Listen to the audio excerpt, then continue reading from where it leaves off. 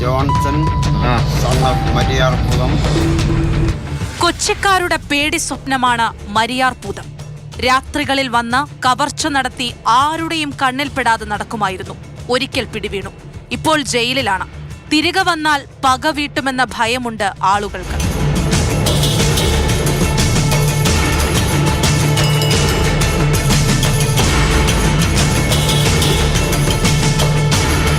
ഇന്ന് പെരുമ്പാവൂരിൽ പിടിവീണതും മറ്റൊരു കൊടും കുറ്റവാളിക്ക്. അടിമാലി സ്വദേശി 61-കാരൻ പത്മനാഭൻ. ഈ വർഷം ജനുവരി 20-ന് രാത്രി മുടിക്കൽ ഷറഫിയ സ്കൂളിന്റെ ഓഫീസ് പൊളിച്ച് അകത്തുകയറി മോഷണം നടത്തി. പള്ളിവക ഭണ്ഡാരം പൊളിച്ച് പണം കവർന്നു. ഈ കേസുകളിലാണ് ഇന്ന് പെരുമ്പാവൂർ പോലീസ് ഇയാളെ പിടികൂടിയത്. തൃശൂർ പോട്ടൂരിൽ ഒളിവിൽ കഴിയുകയായിരുന്നു പത്മനാഭൻ.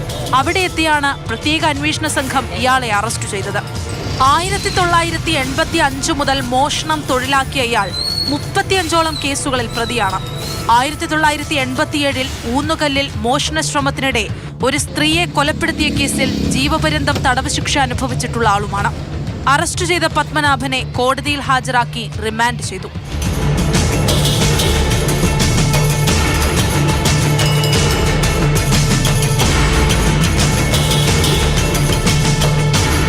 മാതൃഭൂമി ന്യൂസ്, കൊച്ചി.